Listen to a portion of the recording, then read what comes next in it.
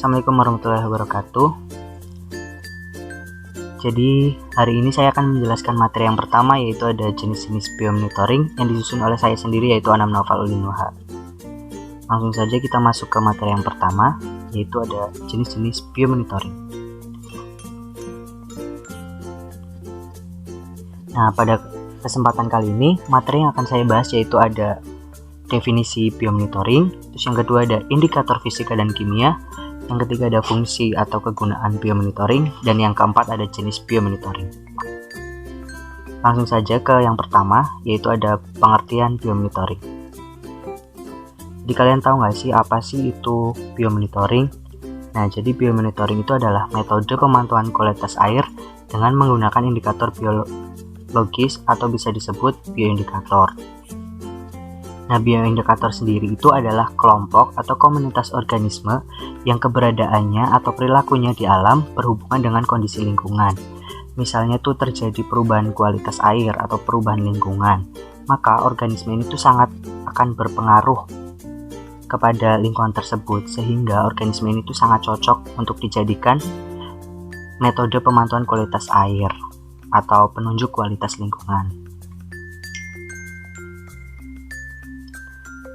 Nah, kenapa sih? Mungkin kalian bertanya-tanya ya, kenapa nggak pakai indikator kimia atau fisika yang lebih simpel dan lebih mudah? Nah, alasannya itu karena penggunaan indikator fisika dan kimia dalam biomonitoring itu sangat toksikan di lingkungan dan bersifat sangat dinamis atau cenderung berubah terhadap waktu dan tempat. Nah, toksikan itu yaitu adalah zat beracun yang tidak dapat diproduksi sel makhluk hidup.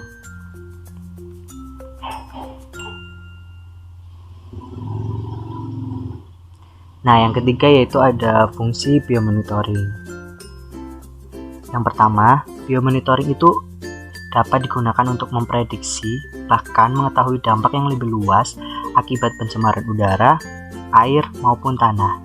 Sehingga biomonitoring itu dapat menjadi landasan dalam pengembangan dan pengelolaan lingkungan. Berbeda dengan organisme misalnya, atau sistem biologis lainnya. Dia itu hanya bisa mengintegrasikan semua variabel lingkungan pada kurun waktu yang relatif lama dengan teknik pengukuran yang relatif mudah serta tentunya relatif murah. Nah, kenapa kita pakai organisme ini? Karena biomonitoring itu bisa lebih mudah serta lebih murah karena waktunya juga singkat, sehingga mempercepat dalam proses memprediksi atau mengetahui kerusakan lingkungan tersebut.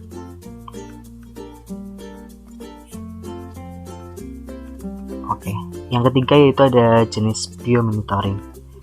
Jadi jenis biomonitoring itu ada dua. Yang pertama itu bioassessment study, yang kedua ada toxicity bioassay. Langsung saja kita masuk ke jenis yang pertama yaitu bioassessment study. Menurut Siglio et al. Yang dikemukakan tahun 2006, bioassessment itu mengacu kepada proses mengevaluasi integritas ekologi baik lingkungan darat maupun akuatik atau air, dengan mengukur karakteristik organisme tersebut atau kumpulan organisme yang memenuhi lingkungan tersebut. Nah, misalnya tuh untuk lingkungan akuatik ya, bioassessment ini sendiri tuh mengacu kepada penilaian integritas ekologi dari badan air itu loh, dengan mengukur atribut kumpulan organisme yang menghuni perairan tersebut.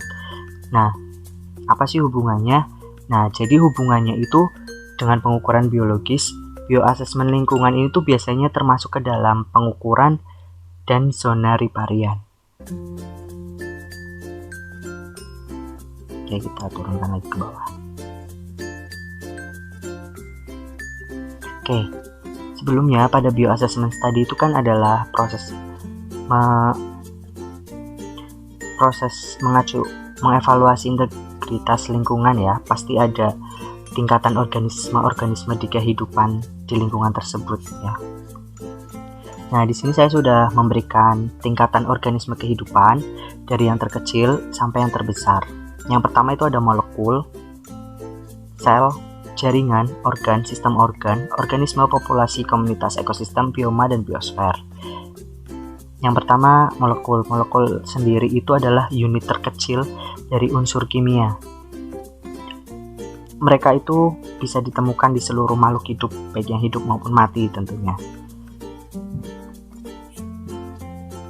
Terus yang kedua itu ada sel. Sel itu adalah unit dasar kehidupan. Sel itu ada dua, ada sel tumbuhan, ada sel hewan. Tapi kita hari ini nggak akan membahas ke situ. Kita langsung saja masuk ke tingkat yang ketiga. Di atasnya itu ada jaringan. Jaringan sendiri itu berperan untuk membentuk struktur dasar pada bagian tubuh makhluk hidup. Jaringan sendiri itu ada jaringan otot, jaringan ikat, jaringan saraf, dan jenis-jenis jaringan lainnya. Yang keempat itu ada organ. Organ sendiri itu adalah sistem jaringan yang bekerja sama dalam skala yang lebih besar untuk melakukan pekerjaan tertentu di dalam tubuh makhluk hidup. Contohnya itu ada organ, kalau di manusia itu ada otak, jantung, paru-paru, atau bisa disebut di organ dalam gitu. Kalau dalam tumbuhan itu ada akar, batang, daun, gitu-gitu. Terus tingkat atasnya lagi itu ada sistem organ. Nah, sistem organ sendiri itu adalah sekumpulan organ yang bekerja sama untuk menjalankan fungsi tubuh tertentu. Misalnya itu ada sistem pernafasan, sistem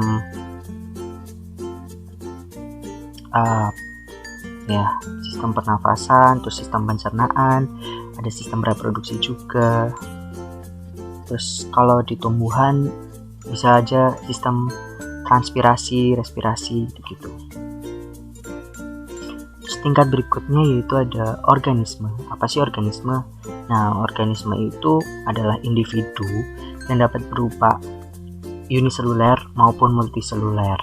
Nah, kalau uniseluler sendiri itu contohnya ada amuba, bakteri. Kalau multiseluler itu contohnya ya kita sendiri, manusia itu kita adalah organisme multiseluler. Terus yang berikutnya adalah populasi. Populasi sendiri itu adalah sekelompok organisme berganda dari spesies yang sama di dalam satu kawasan tertentu. Contohnya tuh singa yang ada di Kenya gitu. Lah itu adalah populasi singa yang ada di Kenya. Bisa aja populasi gajah di Lampung gitu. Terus tingkatan berikutnya di atasnya sendiri yaitu ada komunitas. Nah, komunitas sendiri itu adalah kumpulan-kumpulan dari populasi tentunya yang berada dalam suatu wilayah tertentu. Misalnya populasi singa yang ada di Kenya ditambah populasi rusa, jerapah, dan gajah. Nah, itu tuh membentuk sebagai komunitas yang ada di situ. Jadi, komunitas itu adalah kumpulan-kumpulan dari populasi-populasi. Gitu. Terus yang tingkatan berikutnya ada ekosistem. Nah, ekosistem sendiri itu wilayahnya wilayah tertentu. Baik komponen fisik lingkungannya, atau komponen buatannya seperti air, tanah, itu juga merupakan bagian dari ekosistem. Terus ya, tingkatan atasnya itu ada bioma. Bioma sendiri yaitu adalah komunitas tumbuhan dan hewan yang memiliki karakteristik yang sama pada lingkungan dan tempat mereka berada.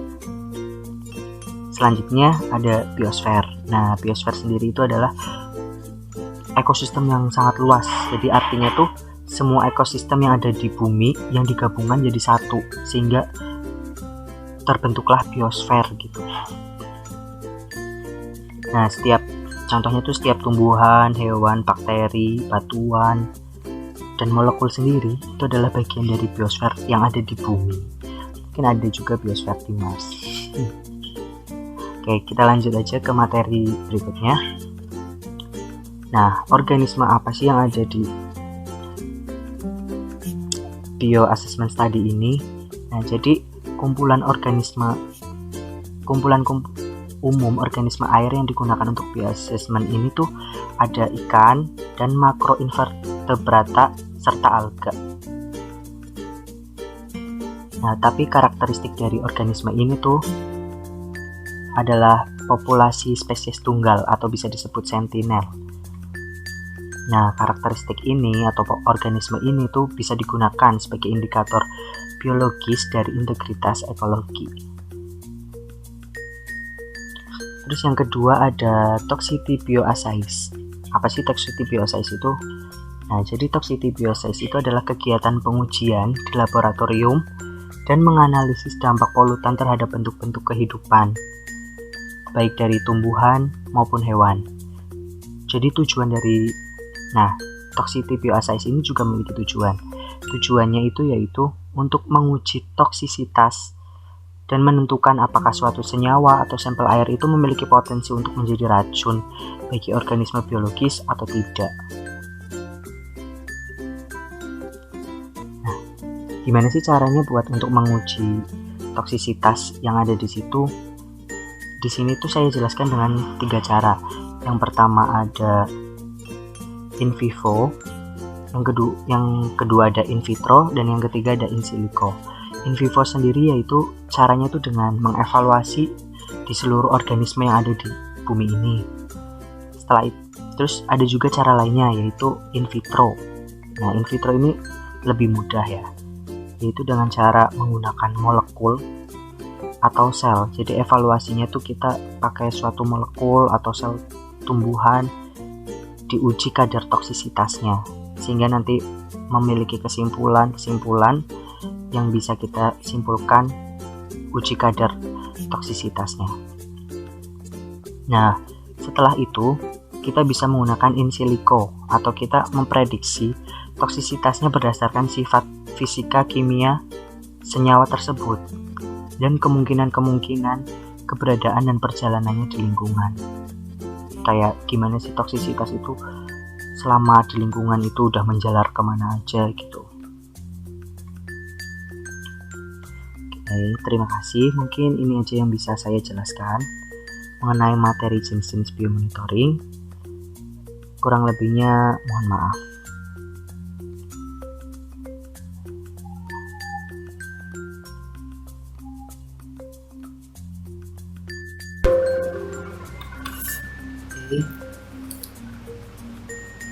Kita lanjut ke materi ketiga, yaitu ada avertebrata. Jadi apa sih itu avertebrata? Nah, jadi avertebrata atau kita bisa sebut invertebrata itu adalah hewan yang termasuk ke dalam jenis hewan yang tidak memiliki tulang punggung antar ruas-ruas tulang belakang. Nah, hewan avertebrata itu memiliki anatomi tubuh yang jauh lebih sederhana ketimbang vertebrata. Nah, hewan-hewan di samping ini tuh yang invertebrata itu mereka adalah hewan berdarah dingin. Nah, suhu tubuh mereka itu bergantung pada suhu atmosfer. Di sini saya sudah menampilkan perbandingan antara hewan invertebrata dan hewan vertebrata. Bisa dilihat sendiri invertebrata pada sebelah kiri dan vertebrata sebelah kanan. Nah, di hewan itu kan jadi dibagi dua kan, ada invertebrata sama vertebrata. Kalau vertebrata itu darah panas, ada juga yang darah dingin. Kalau invertebrata itu ada yang punya kaki dan ada yang punya kaki. Nah, ini hewan-hewannya sudah diklasifikasikan seperti yang saya dapatkan, bisa dilihat.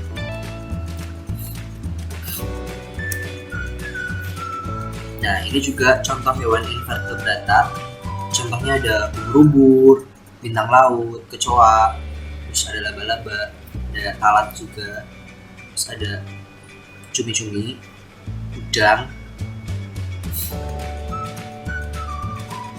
Nah, dalam invertebrata itu dibagi jadi 8 film. Nah, film pertama itu ada porifera atau hewan berpori, terus ada coelenterata, hewan berrongga, ada platyhelminthes atau biasa disebut cacing pipih, terus ada nematelmintes atau cacing mengkilik, terus ada annelida, cacing gelang, terus keenam ada moluska, hewan-hewan lunak, terus ada arthropoda, hewan yang memiliki kaki yang berkuku, terus ada echinodermata, hewan berkulit. Nah, kita langsung saja masuk kepada film yang pertama, yaitu ada film porifera. Jadi pada film porifera itu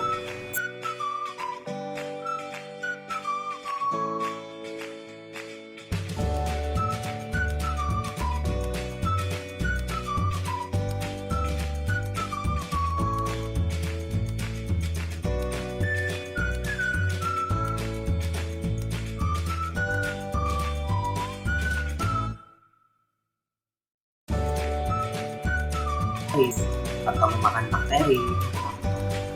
Habitatnya biasanya di laut, beberapa spesies juga kadang di air bawah. Reproduksinya secara seksual dan seksual. Nah, biasanya porifera itu melekat pada batu atau benda-benda lain. Ini juga ciri-cirinya ya, bisa dibaca sendiri. Nah, ini udah dijelasin juga kalau reproduksi secara seksual itu dengan menggunakan pembentukan tunas, gemul, dan regenerasi. Nah, kalau yang seksualnya itu dengan pembentukan gamet.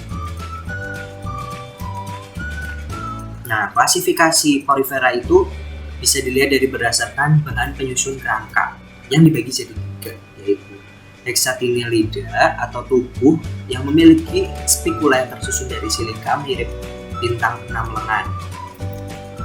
Terus ada kelas Demosporinae atau tubuh tersusun dari serabut spong. Terus yang terakhir ada kelas Calcarea atau tubuh tersusun dari kalsium karbonat. Nah, ini ada salah satu gambar dari klasifikasi porifera berdasarkan penyusun kerangka. Nah, di porifera sendiri itu ada beberapa tipe-tipe saluran. Yang saya temukan itu ada 3, terutama askon, sikon, dan leukon. Nah, dari askon, sikon, dan leukon itu bisa dilihat pada gambar-gambar di sini.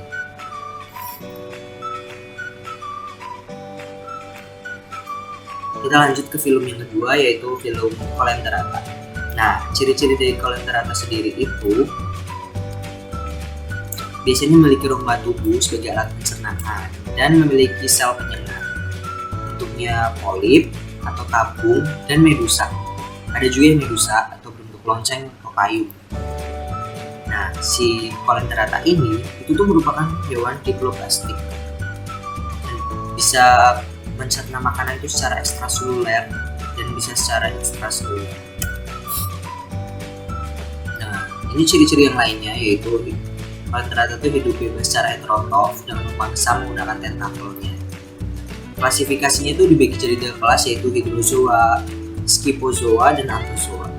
Nah, seperti yang saya tadi bilang tadi, klasifikasinya dibagi 3. Ada hydrozoa, anthozoa, dan scyphozoa. Nah, hydro sendiri itu contohnya adalah hidra. Kalau si anthozoa itu contohnya adalah anemon laut. Kalau yang scyphozoa itu contohnya Chrysaora frusticans. Selanjutnya kita masuk ke film Platyhelminthes. Nah, itu gambarnya bisa dilihat Platyhelminthes. Jadi tubuhnya itu lapisannya berbentuk triploblastik atau triplo, berarti kan 3 kan.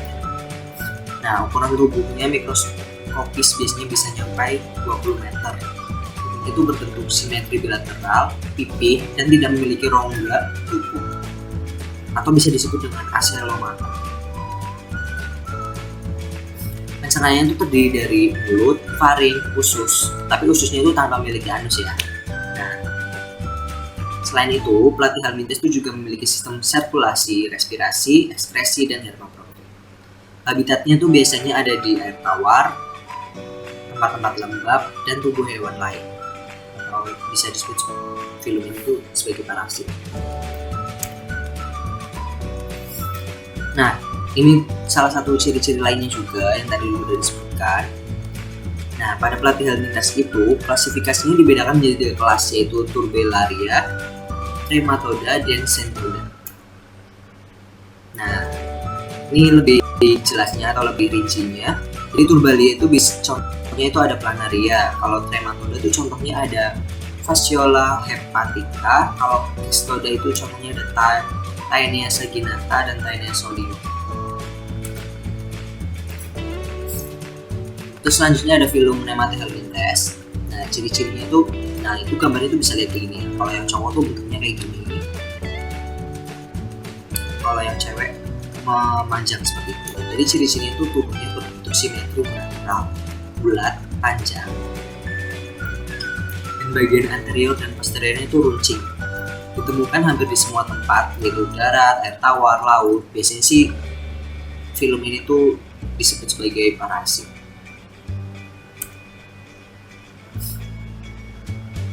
Nah, pada Nematyhelminthes itu kalau yang parasit tadi yang ada di dalam manusia itu contohnya itu ada cacing gelang, cacing tambang, cacing kremi, cacing filaria, dan cacing risinilla. Cacing tambang itu biasanya kayak itu loh, yang bisa menyebabkan gajah. Terus yang selanjutnya itu ada filum Annelida. Nah, ciri-cirinya itu bersifat metametri atau antar segmennya berbentuk sama baik. Bisa dilihat kan antar segmen-segmen ini tuh bentuknya rapih gitu. Nah, filum Annelida itu bereproduksi secara seksual dan aseksual dan termasuk hewan hermafrodit juga. Nah, tubuh si Annelida ini tuh dilapisi oleh kutikula dan termasuk triploblastik. Biasa hidup di dasar laut, perairan tawar, tanah, dan tempat-tempat yang lembab atau parasit pada tumbuh vertebrat. Klasifikasinya itu dibagi jadi 3 kelas juga, yaitu Polychaeta, Oligochaeta, dan Hirudinea. Nah, ini ada bagian tubuh Annelida. Gambarnya nggak kelihatan ya, maaf. Kita lanjut aja, itu yang bagian atas tuh itu mulutnya dan ini anusnya. Nah, itu mulut. Itu ada klitelum. Nah, ini tuh klitelum. Terus itu anus. Oke. Selanjutnya itu klasifikasi Annelida tadi sudah disebutkan ada 3 kan ya. Ada Polychaeta atau rambut banyak. Contohnya itu ada Nereis, Arenicola, cacing pawung, cacing palolo. Terus kalau Oligochaeta itu atau kita sering sebut rambut sedikit, itu contohnya ada cacing tanah, cacing darah. Nah, kalau yang kelas Hirudinea itu contohnya lintah, pacet. Tahu pacet kan? Terus lanjut ke film berikutnya, yaitu ada Mollusca. Mollusca ini tuh termasuk hewan multiseluler yang tidak bertulang belakang dan termasuk hewan triploblastik salamata. Memiliki sistem saraf berupa cincin saraf. Contohnya itu ada simbol.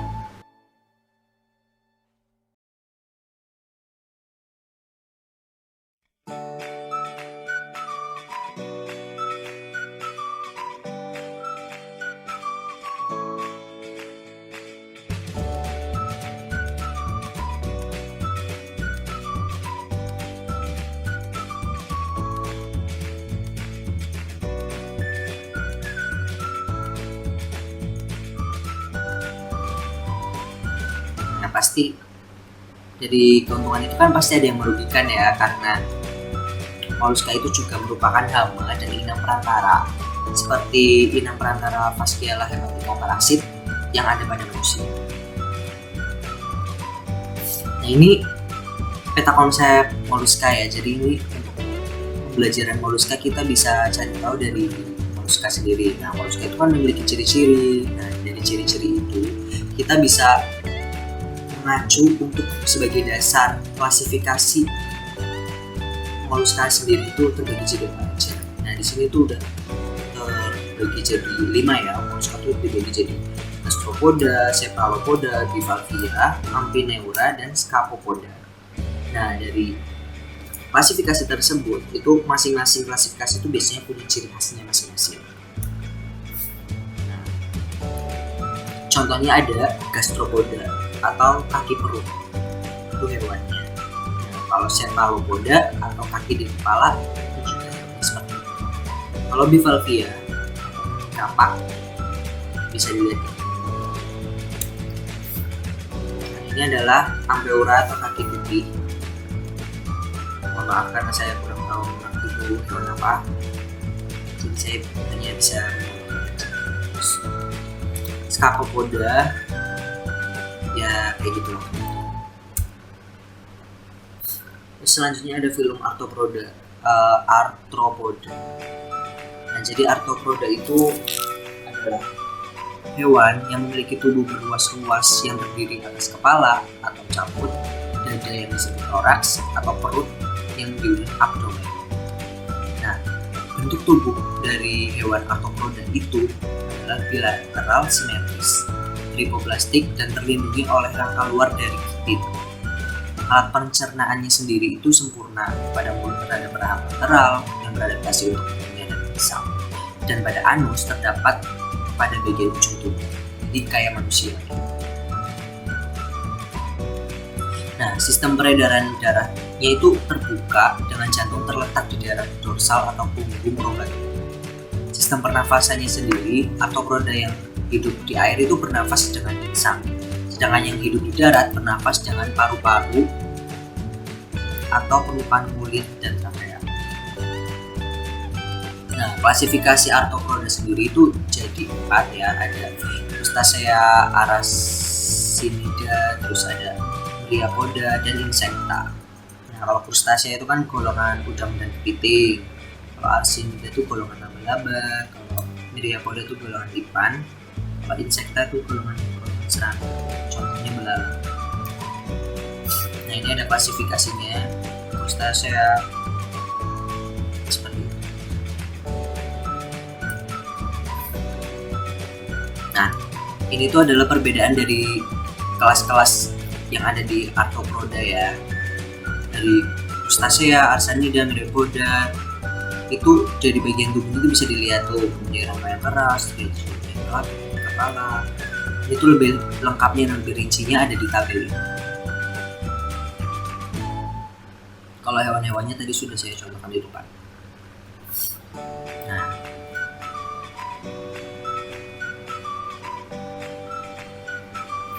oke, lanjut aja ke film selanjutnya, yaitu ada Echinodermata. Nah, ciri-ciri umum film Echinodermata itu semua anggota Echinodermata merupakan hewan laut yang hidup di dasar laut. Nah, hewan-hewan Echinodermata ini tuh memiliki endoskeleton dari osikel berkapur. Kenapa kayak gitu? Nah, dari sebab itu akhirnya si hewan Echinodermata tuh akhirnya disebut sebagai hewan Echinodermata. Alasannya karena itu hewan itu memiliki endoskeleton dari osikel berkapur sehingga dapat menemukan duri. Nah, dinding tubuhnya itu tripoplastik dan bukan hewan salumata. Mulutnya itu hadir di sisi ventral dan anusnya di sisi dorsal. Klasifikasinya sendiri itu dibedakan jadi 5 kelas, yaitu Asteroidea, Ophisoidea, Echinoidea, Holotroidea, dan Sirenoidea. Echinodermata itu juga memungkinkan untuk manusia ya, kan fungsinya untuk apa? Bisa untuk makanan, bahan penelitian, dan ada juga Echinodermata yang merugikan. Kenapa bisa merugikan? Karena beberapa jenis Echinodermata itu merupakan predator moluska yang dimanfaatkan manusia. Nah, sistem reproduksi Echinodermata itu punya jenis kelamin terpisah, sehingga ada yang jantan, ada yang betina. Nah, fertilisasinya itu terjadi di luar tubuh, itu di dalam air laut. Kalau sistem pencernaannya sendiri itu udah sempurna ya. Kalau sistem pernapasan menggunakan paru-paru, bisa papulae atau dermal branchiae. Kalau sistem peredaran darah umumnya itu terreduksi dan suka diamati, jadi bisa disimpulkan. Ini adalah peta konsep untuk pembelajaran Echinodermata. Kita bisa lihat Echinodermata itu memiliki daur hidup juga, ciri-cirinya sudah diklasifikasi.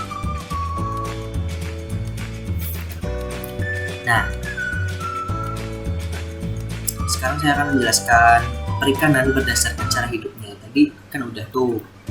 Sekarang akan saya jelaskan mengenai perikanan berdasarkan cara hidupnya. Jadi ini tuh dibagi jadi 5 ya, yaitu ada plankton, nekton, euston, perifiton, dan mitos. Plankton sendiri, apa itu plankton? Pasti kalian tahu kan ya, plankton tuh hewan yang ada di SpongeBob, bukan? Ya benar. Jadi apa sih plankton itu yang ada di SpongeBob? Nah, jadi plankton itu didefinisikan sebagai organisme rendik yang bergerak mengikuti arus apapun yang hidup dalam zona pelagik atau bagian atas samudra, laut, dan badan air. Nah, kalau secara luas, plankton itu dianggap sebagai salah satu organisme terpenting di dunia karena bakal menjadi makanan untuk kehidupan akuatik. Nah, plankton sendiri itu dibagi jadi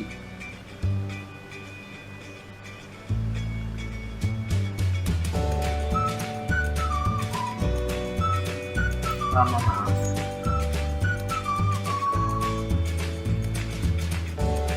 Terganggu. Nah, plankton sendiri itu dibagi jadi dua, yaitu fitoplankton dan zooplankton. Mereka itu terdiri dari mikroorganisme tumbuhan dan hewan dengan kemampuan bergerak terbatas. Selanjutnya kita lanjut ke nekton. Apa itu nekton? Jadi nekton itu hewan-hewan laut yang dapat bergerak sendiri kesana kemari seperti ikan bertulang rawan, ikan bertulang sejati, penyu, ular laut, dan mamil laut yang melilit. Semuanya itu termasuk vertebrata. Contohnya ada sotong dan cumi-cumi yang termasuk moluska, itu juga termasuk nekton.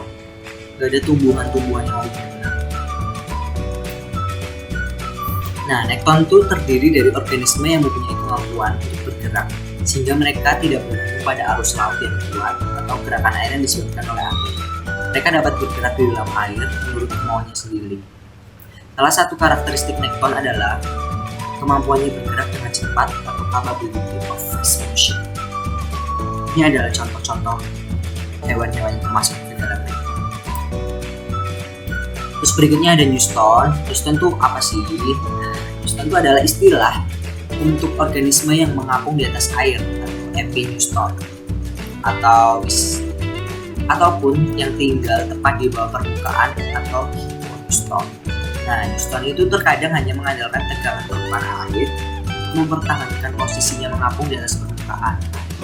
Newton sendiri itu dari beberapa spesies ikan yang senang hidup di atas permukaan air itu seperti ikan terbang. Nah, itu contohnya ikan terbang termasuk hewan yang termasuk Newton. Selanjutnya ada perifiton. Ini pasti kalian pada pernah lihat lah ya. Kalau di trackdown dulu pasti ada ide ini. Jadi apa sih perifiton itu? Nah, perifiton itu adalah kumpulan jasad teknik hewan maupun tumbuhan, atau bisa disebut sebagai kumpulan ganggang cyanobacteria dan mikroinvertebrata yang hidup menetap di sekitar epifiton dalam perairan tawar.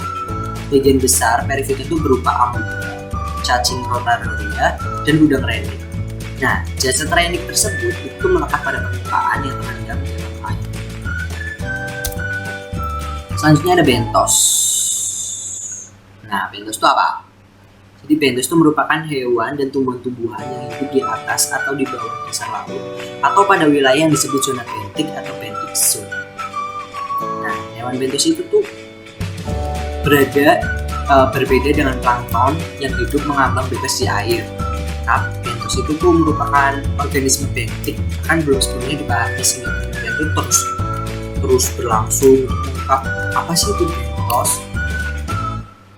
Nah, semua organisme di dunia itu sebetulnya itu tergantung pada organisme bentik untuk bertahan hidup. Nah, organisme ini tuh mengkonsumsi bangkai hewan yang tenggelam di dasar laut, mengeluarkan isi sebagai kotoran, yang kemudian larut menjadi nutrisi yang akan dibawa ke permukaan dan dipergunakan oleh organisme lain. Nah, mungkin itu aja yang bisa saya jelaskan materi vertebrata ini. Kurang lebih maaf. Terima kasih. Wassalamualaikum.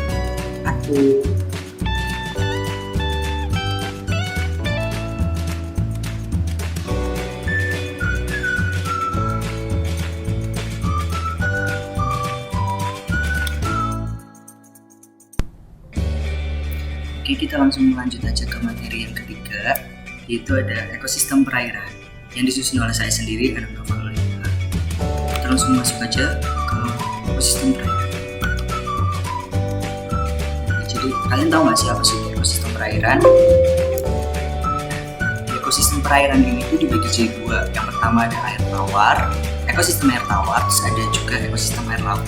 Nah, kalau dalam ekosistem air tawar ini bagiannya itu juga ada dua, yaitu ada latik dan lentik. Terus kalau di air laut itu jenis-jenisnya itu ada zona-zonanya tuh ya. Jadi ada dibagi jadi 4.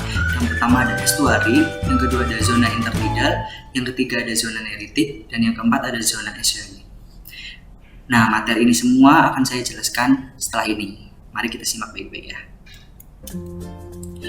Sebelum kita jelaskan ke materi yang tadi, kita harus tahu dulu apa sih itu ekosistem. Nah, jadi ekosistem itu adalah suatu sistem air di alam di mana di dalamnya terjadi hubungan timbal balik antara organisme dengan organisme yang lainnya. serta antara organisme dengan kondisi lingkungannya. Nah, komponen ekosistem ini tuh dibagi jadi dua juga, yaitu ada komponen biotik dan ada komponen abiotik. Komponen biotik sendiri itu adalah komponen yang berupa makhluk hidup atau makhluk-makhluk yang hidup. Nah, bisa disebut juga itu sebagai lingkungan biotik makhluk hidup. Itu berarti dari seluruh spesies makhluk hidup yang ada di bumi ini, tapi di dalam suatu tempat yang sama gitu. Jadi itu bisa disebut lingkungan biotiknya. Nah, kalau abiotik sendiri itu adalah yang bukan makhluk hidup atau komponen tak hidupnya. Biasanya itu bisa berupa komponen fisika, kimia di suatu tempat makhluk hidup itu berada gitu. Nah, terus di sini tuh di dalam ekosistem itu kan pasti juga ada tingkatan organisme ya. Seperti yang dibahas pada materi sebelumnya, materi pertama. Tapi di sini tuh tingkatan organismenya secara tidak terperinci, maksudnya secara singkat aja. Jadi di sini yang pertama itu ada individu, kedua ada populasi, ketiga ada komunitas, keempat ekosistem, dan kelima ada biosfer. Nah, seperti yang kita tahu, individu itu apa? Individu itu organisme tunggal seperti seekor. Misalnya itu bisa seekor tikus, batang pohon jambu, atau kita sendiri, seorang manusia gitu. Terus yang kedua, populasi. Populasi itu adalah kumpulan individu sejenis yang hidup pada suatu daerah dan waktu tertentu. Misalnya tuh kita hidup di kota Cilacap sebagai manusia, berarti kita adalah populasi manusia di kota Cilacap, seperti itu. Yang ketiga itu ada komunitas. Komunitas sendiri itu adalah kumpulan dari berbagai populasi yang hidup pada suatu waktu dan daerah tertentu yang saling berinteraksi dan mempengaruhi satu sama lain. Nah, misalnya kita hidup di negara ini sebagai suatu komunitas, sebagai suatu kumpulan yang kita bisa mempengaruhi satu sama lain, kita saling tolong-menolong, seperti itu. Terus yang keempat itu ada ekosistem. Seperti yang sudah dijelaskan tadi, ekosistem itu sendiri adalah interaksi antara komunitas dan lingkungan yang dapat menciptakan suatu kesatuan ekologi. Terus yang terakhir adalah biosfer. Biosfer sendiri itu luas cakupannya ya, jadi bisa dibilang biosfer sendiri itu adalah seluruh ekosistem yang ada di dunia ini atau yang ada di bumi ini. Nah, sekarang kita masuk ke materi berikutnya, itu ada contoh komponen abiotik. Jadi komponen abiotik itu banyak ya. Ini salah satunya itu ada suhu, cahaya, air, dan kelembapan. Suhu sendiri itu adalah derajat energi panas atau sumber utama energi panas yang ada di dunia ini. Misalnya tuh radiasi matahari, sumber energi panas derajatnya. Terus yang kedua ada komponennya, itu ada cahaya. Cahaya sendiri berarti bisa dibilang cahaya dari mataharinya itu. Nah, cahaya matahari ini tuh sangat berfungsi untuk tumbuhan-tumbuhan untuk proses fotosintesis. Nah, setiap cahaya itu kan memiliki suatu panjang gelombang. Nah, panjang gelombang itu bisa digunakan untuk fotosintesis untuk tumbuhan-tumbuhan. Terus yang komponen yang ketiga itu ada air. Nah, air itu bisa terdiri dari molekul-molekul H2O, dan air dapat bisa berbentuk padat, cair maupun gas. Tapi umumnya sih air itu bentuknya cair ya, yang dapat mengalir gitu. Terus komponen yang keempat yaitu ada kelembapan. Nah, kelembapan itu apa sih? Kelembapan itu adalah tingkat kebasahan di udara atau jumlah air yang terkandung di udara. Nah, ini adalah komponen abiotik lainnya, yaitu ada garam-garam mineral, tanah, dan udara. Saya akan jelaskan satu-satu. Di sini tuh garam mineral. Apa sih garam mineral itu? Garam mineral itu dapat berupa kayak ion-ion nitrogen, fosfat, sulfur, kalsium, bahkan natrium. Nah, komposisi garam mineral itu tuh bisa menentukan suatu sifat tanah dan air. Sekarang kita masuk ke komponen biotik lainnya ya, yaitu ada tanah. Seperti yang kita tahu, tanah itu kan kita pijak sehari-hari ya. Di bawah kita itu nginjek tanah, bahkan manusia pun itu berasal dari tanah. Nah, jadi apa sih tanah itu? Nah, tanah itu merupakan hasil paparan batuan yang disebabkan oleh iklim atau lumut dan pembusukan bahan organik. Nah, komponen biotik lainnya yaitu ada udara. Udara sendiri itu terdiri dari berbagai macam gas ya, yaitu yang paling banyak sih di dunia ini ada nitrogen, besarnya itu sekitar 78%. Terus yang kedua ada oksigen sebesar 20%, serta diikuti karbon dioksida dan gas-gas lainnya. Nah, dalam udara ini tuh juga ada nitrogen yang diperlukan untuk makhluk hidup, untuk membantu kita membuat protein. Nah, selain di udara itu ada nitrogen, di udara itu juga ada oksigen. Oksigen itu buat apa sih? Nah, oksigen itu kan bisa digunakan buat makhluk hidup untuk bernafas. Setelah kita nafas, oksigen itu akan dicerna atau disaring di sistem pernafasan, yang nantinya kita juga akan mengeluarkan karbon dioksida. Nah, karbon dioksida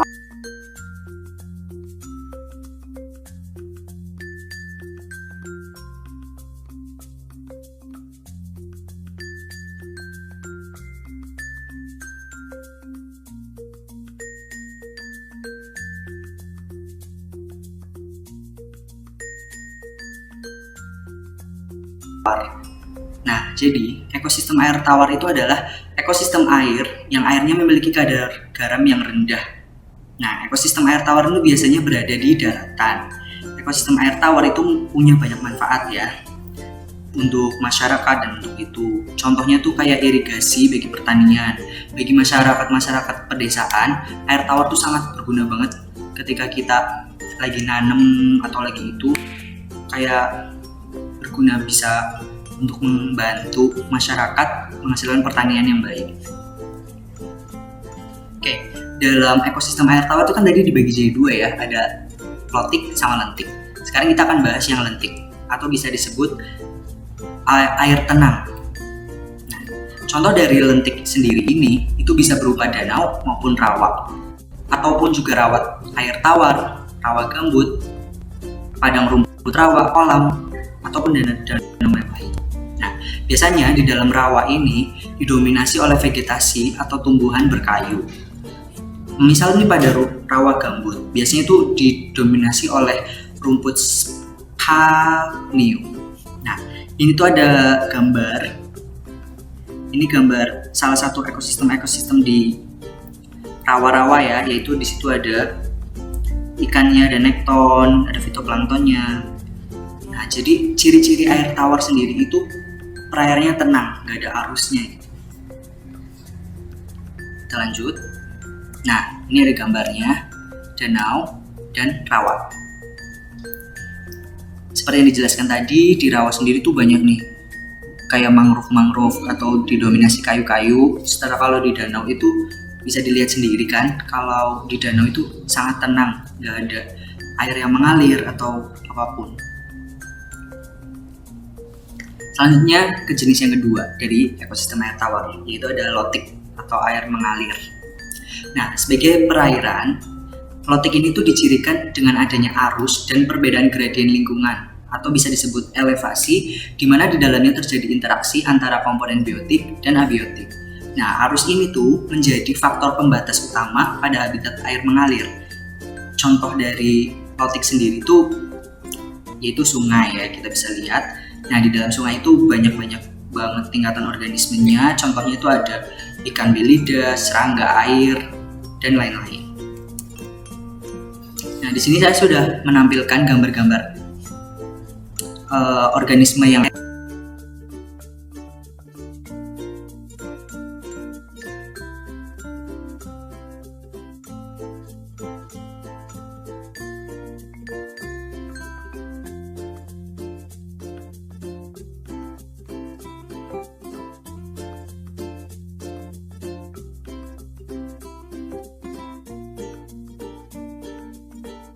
air tawar berdasarkan daerahnya.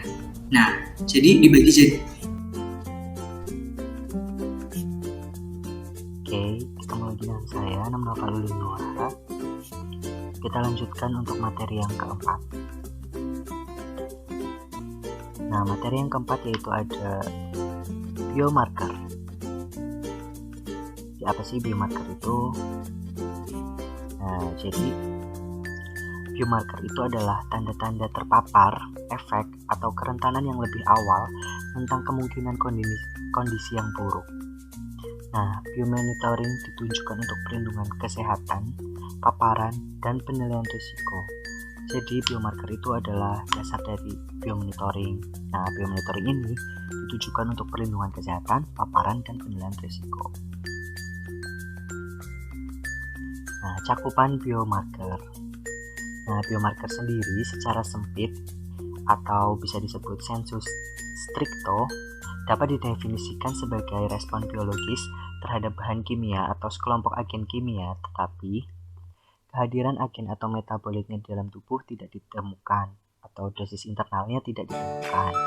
Kalau biomarker yang secara luas itu bisa disebut sebagai penggunaan semua jenis parameter indikatif dan yang terdiri dari suborganisme, spesies bioindikator, spesies biomonitor, dan spesies sentinel serta indikator ekologi. Contoh dari cakupan biomarker yang secara luas itu bisa disebutkan misalnya itu ada keanekaragaman spesies. Nah, hubungannya apa sih? Nah, hubungan biomarker ini tuh biomarker dijadikan dasar untuk biomonitoring serta bioindikator modern dalam mencoba membangun hubungan antar tingkat biologis indikatif yang berbeda.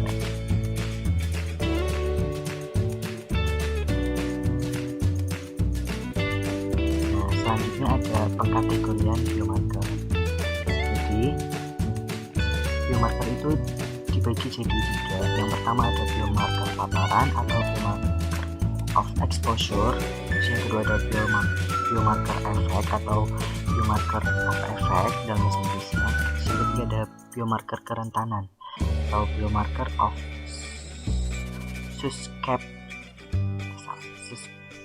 susceptibility. Kita langsung masuk aja yang jenis yang pertama itu biomarker paparan. Jadi biomarker paparan itu adalah substansi atau metabolit dari suatu produk yang interaksinya diukur dalam kompartemen atau cairan tubuh. Nah, misalnya itu ada penyuntik darah. Dalam darah mungkin secara adil mewakili paparan timbal balik baru-baru ini dari suatu individu. Biomarker paparan ini juga merupakan produk integrasi antara sianobiotik dan beberapa target molekul atau sel yang diukur dalam kompartemen suatu organisme. Nah, secara umum, biomarker paparan ini tuh digunakan untuk memprediksi dosis yang diterima oleh individu dan dapat dikaitkan dengan perubahan yang menghasilkan status penyakit. Terus kita lanjut ke yang kedua, biomarker effect atau biomarker of effect. Nah, biomarker ini tuh adalah perubahan terukur seperti biokimianya, struktural, fungsional, perilaku, ataupun lain-lainnya. Perubahan terukur ini tuh ada di dalam suatu organisme yang dapat dikaitkan dengan gangguan kesehatan ataupun penyakit yang mapan ataupun potensial yang besar gitu. Nah, biomarker efek ini tuh menunjukkan penyakit awal dalam perubahan kimia atau fungsional awal, mulai dari adaptasi alami hingga penyakit. Misalnya juga ada nilai seng protoporfirin dalam darah yang meningkat ketika paparan timbal produksi hemoglobin. Nah, itu adalah salah satu contoh biomarker efek. Jenis yang ketiga yaitu ada biomarker kerentanan atau biomarker of susceptibility. Nah, biomarker ini tuh adalah penanda kemampuan untuk menanggapi tantangan paparan bahan kimia secara negatif. Biomarker kerentanan itu dapat membuat individu itu tertentu lebih rentan terhadap racun seperti timbal. Ini tuh menurut definisi dari Kelada yang dikemukakan pada tahun 2019. Nah, contoh dari biomarker kerentanan ini ada jenis kode genetik untuk 6 aminolevulinic acid dehydratase atau bisa disingkat dengan alat ALAD. Terus ada juga enzim yang terlibat dari toksisitas timbal yang ada dalam 2 bentuk. Nah, faktor-faktor biomarker kerentanan itu sangat berpengaruh dan dapat dimodifikasi untuk melekat atau dapat diperoleh. Nah, biomarker kerentanan ini biasanya tidak digunakan dalam biomonitoring rutin.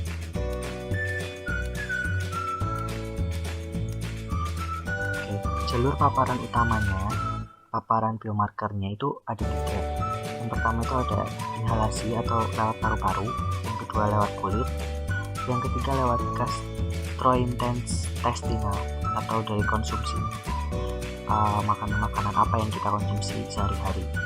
Nah, jalur utama itu tuh bisa dipantau melalui pemantauan biologis yang menganggap paparan sistematik atau secara keseluruhan dan efek atau dari dosis efektif biologis terlepas dari sumbernya. Nah, biomarker ini juga memungkinkan untuk mencerminkan keadaan seperti perubahan tekanan atmosfer, cek posur, dan laju pernafasan yang mungkin mengarah ke yang lebih tinggi dari penyerapan suatu zat. Terus cara efektif biomarker yang pertama ada lewat siklus kimia yang dalam tubuh atau toxikokinetics. Terus yang kedua bisa lewat mekanisme penyakit atau toksikodinamik. Terus yang ketiga bisa melewati cara faktor individual, yaitu dengan cara mempromosikan bahan kimia untuk menyebabkan penyakit atau efek buruk atau bisa disebut dengan kerentanan.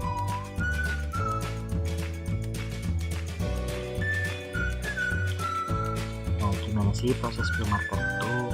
Nah, jadi pada biomarker ini tuh proses awalnya tuh berada dalam biotransformasi zat kimia eksternal yang diubah dalam tubuh atau kita bisa sebut dengan metabolisme.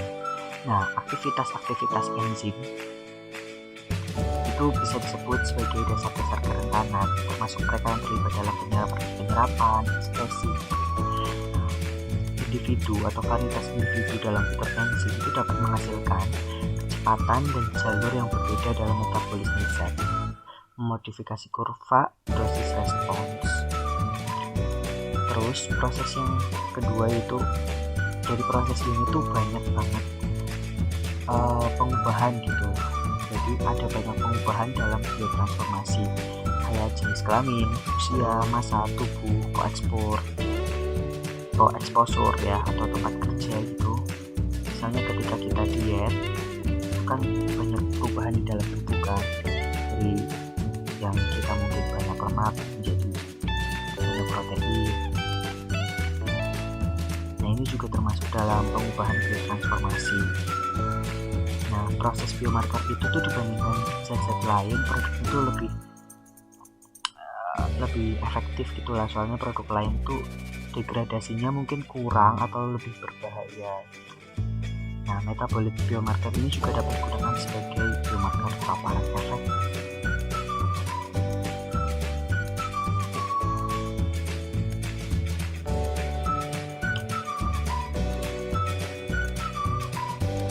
Selanjutnya itu ada fungsi biomarker.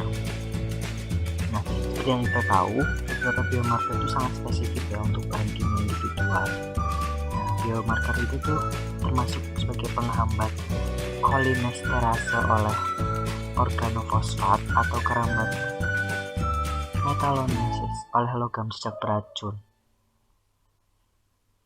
yang dapat menanggapi bahan kimia organik, terutama PEH dan PCB. Nah, biomarker yang lain tuh juga dapat divalidasi dengan baik, tetapi mereka memiliki aplikasi yang lebih luas dan cenderung untuk merespon kelas bahan kimia yang luas.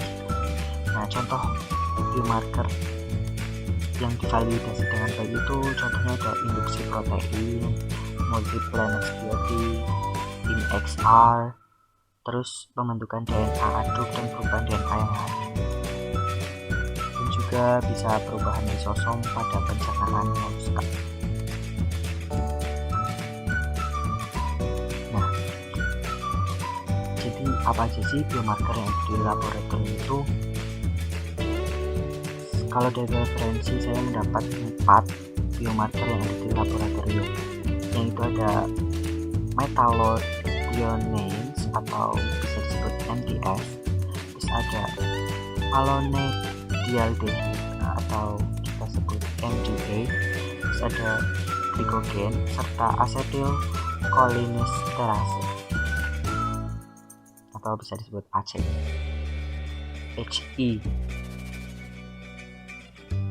Kita masuk ke jenis yang pertama ya. MTS ini adalah sebuah logam berat yang beracun, kaya sistein dan bersifat protein sitosolid. Nah, konsentrasi MTS ini dapat berkorelasi dengan akumulasi fraksi ion logam beracun seperti tembaga ataupun kadmium dalam jaringan hewan.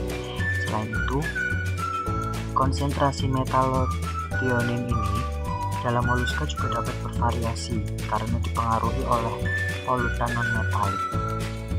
Nah, dari sebab itu, muncullah gagasan bahwa MTS itu dapat digunakan sebagai penanda biologis untuk pencemaran lingkungan dengan mengukur konsentrasinya dalam tubuh moluska yang hidup di habitat yang terkontaminasi. Nah, para ahli kan udah meneliti ya jenis MTS atau biomarker jenis ini. Nah, hasil dari penelitian itu di laboratorium itu menunjukkan adanya metallothionein di insang dan kelenjar pencernaan Ruditapes decusatus dan Kerastoderma glaucum. Jadi jenis ini itu sudah teruji juga dan hasilnya sudah ditemukan dalam kelenjar pencernaan hewan. Nah, jenis yang kedua itu ada MDA. Apa sih MDA itu? Nah, MDA itu adalah produk peroksidasi lipid karena produksi oksiradikal yang berlebih dalam sel. Nah, tadi kan di MTS itu kita dapat paparan kontaminan atau stres kondisi alam kan. Nah, jadi MDA itu adalah produksinya yang setelah paparan kontaminan tadi. Nah, proses peroksidasi lipid itu dianggap sebagai fitur penting dalam cedera seluler. Hasil ini tuh berasal dari radikal bebas dalam membran biologis yang kayak asam lemak yang tak jenuh gitu. Asam lemak tak jenuh.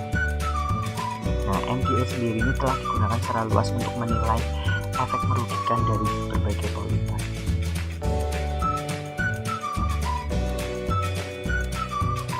Oke, yang ketiga ada glikogen. Nah, ini gambar glikogennya ya. Nah, ini bisa disebut struktur glikogen. Ini kalau secara kimiawinya itu seperti ini. Nah, glikogen sendiri itu adalah bahan bakar untuk berbagai proses metabolisme dan fisiologis. Glikogen ini telah terbukti memberikan respon yang cukup baik terhadap situasi kontaminasi kompleks dan difusi. Nah, penurunan kadar glikogen yang terkait dengan perubahan pertumbuhan kadang bisa diamati pada kerang Mytilus edulis dan bunga atau Miarenaria. Caranya gimana? Caranya tuh setelah terpapar limbah cair kertas serta di bagian mesosom di mana bivalvia terpapar dengan polimer dari minyak dan silikon gitu. Terus yang keempat ada acetylcholinesterase. Nah, ini nih contoh gambarnya tuh, gambar HA. Bisa disebut kalau aktivasi HA itu adalah sebuah enzim yang penting untuk transmisi impuls saraf yang tepat.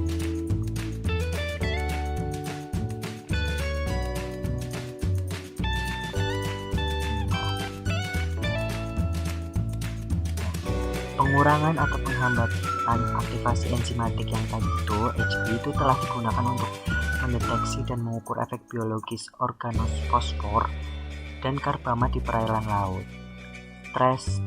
Pada tes stres dianggap sebagai biomarker non-spesifik yang memungkinkan evaluasi status kesehatan umum bivalvia. Bagian-bagian kajian termasuk dalam hal ini adalah kondisi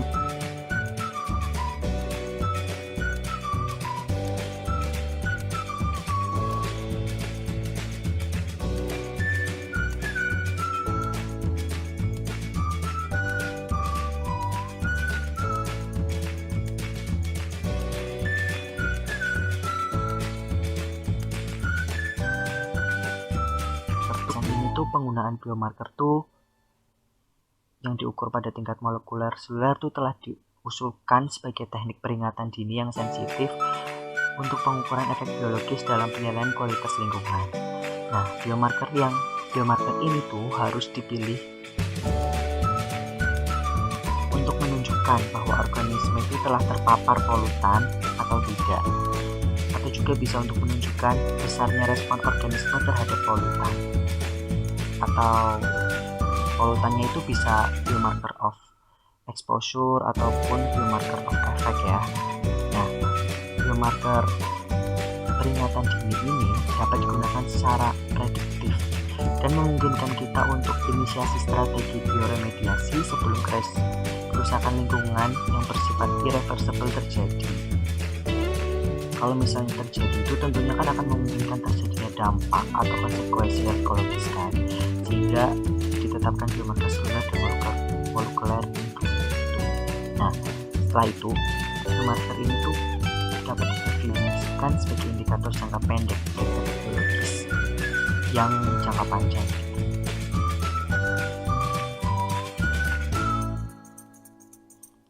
Kriteria biomarker ada 4. Yang pertama itu biomarker harus memberikan tanggapan yang cukup sensitif untuk mendeteksi tahap awal dari proses toksisitas dan harus mendahului efek pada organisasi biologis tingkat tinggi.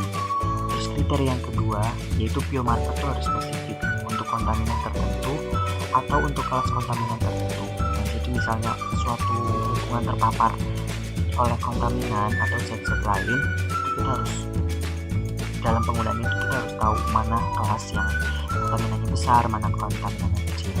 Oke. Habis itu kriteria yang ketiga yaitu ada biomarker itu harus merespon dengan cara bersifat tergantung pada level konsentrasi yang dapat mengubah tingkat kontaminan lingkungan. Jadi biomarker itu harus sesuai sifatnya dan tergantung pada level konsentrasi kontaminannya. Terus yang keempat, kriteria yang keempat yaitu adalah biomarker itu harus dapat diidentifikasi variabilitas non-toxicologikal yang diidentifikasi dalam bentuk variasi tertentu terkait dengan faktor-faktor biotik.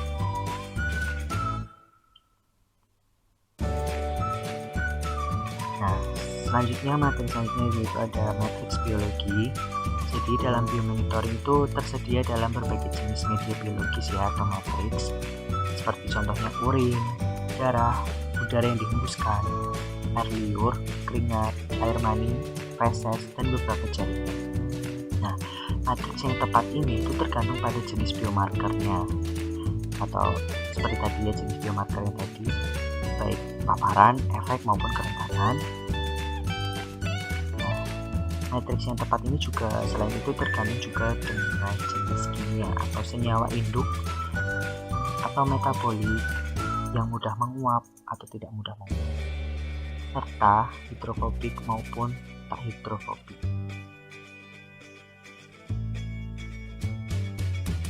Nah, sampel biologis yang paling penting itu yang digunakan dalam praktik kehidupan sehari-hari itu adalah urin, darah, dan kadang-kadang yang gampang kita rasakan itu udara yang kita hembuskan.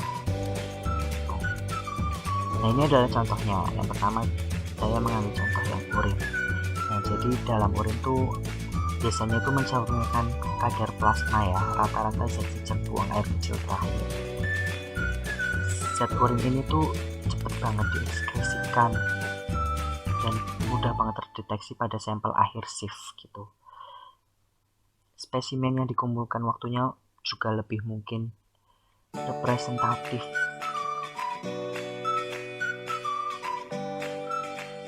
Nah, dalam sampel nih ketika matriks biologi dicampurkan di suatu urin tuh juga disesuaikan untuk pengencerannya ya, atau bisa disebut oleh kreatinin atau kepadatan relatif. Nah, kepadatan relatif sendiri itu adalah alternatif yang memadai karena bentuk urin itu kan sangat encer ya, bisa juga sangat pekat yang kandungannya dimana itu ada kreatinin kurang lebih 0,3 sampai 3 gram per liter dan kepadatan relatifnya itu antara 0,10 sampai 1,30. Nah, misalnya kandungan ini tuh sangat gak cocok ya untuk penyesuaian tersebut, sehingga spesimen baru atau urin baru itu harus segera dikumpulkan. ekotoksikologi. Nah, materi selanjutnya yaitu ekotoksikologi. Pengertian menurut Leah yang dikemukakan pada tahun 2018. Jadi, ekotoksikologi itu adalah disiplin yang relatif baru dan pertama kali didefinisikan oleh Rene Trauhaut pada tahun 1969. Nah, konsep ini itu mencoba untuk menggabungkan dua istilah yang sangat berbeda, yaitu ekologi atau studi interaksi yang menentukan distribusi dan kelainan organisme, serta toksikologi yang mempelajari efek berbahaya dari zat pada organisme hidup, biasanya pada manusia. Nah, dalam toksikologi ini, organisme itu harus ditetapkan batas penyelidikannya, sedangkan ekotoksikologi ini bertujuan untuk menilai dampak bahan kimianya tidak hanya pada individunya, tetapi juga pada populasi dan seluruh ekosistem. Nah, definisi sederhananya, intinya itu, jadi ekotoksikologi itu merupakan studi tentang efek berbahaya bahan kimia terhadap ekosistem. Kalau menurut Kolbes tahun 1994, definisi ekotoksikologi itu adalah bidang studi yang mengintegrasikan efek ekologi dan toksikologi polutan kimia pada populasi, komunitas, dan ekosistem dengan nasib atau transportasi, transformasi, dan kerusakan dari polutan-polutan tersebut di dalam lingkungan. Ya. Nah, selain itu, BAT juga mengumumkan pendapatnya tentang ekotoksikologi. Jadi menurut BAT itu, ekotoksikologi itu adalah masuknya atau distribusinya donasi polutan dalam lingkungan. Terus juga masuknya atau nasib polutan dalam organisme hidup atau biota dalam suatu ekosistem. Itu bisa disebut juga sebagai efek berbahaya dari polutan kimia pada konstituen. Konstituennya itu bisa berupa abiotik dan abiotik dari ekosistem yang termasuk manusia.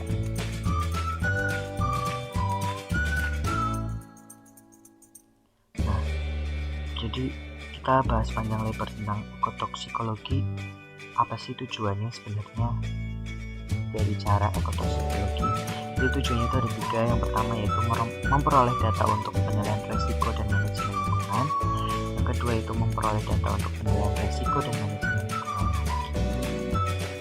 Terus yang ketiga itu ada mengembangkan prinsip-prinsip empiris atau teoritis untuk meningkatkan pengetahuan tentang perilaku dan efek bahan kimia dalam sistem kehidupan. Terima kasih, mungkin sekian yang dapat saya sampaikan mengenai materi biomarker. Kurang lebihnya mohon maaf. Wassalamualaikum warahmatullahi wabarakatuh. Bye.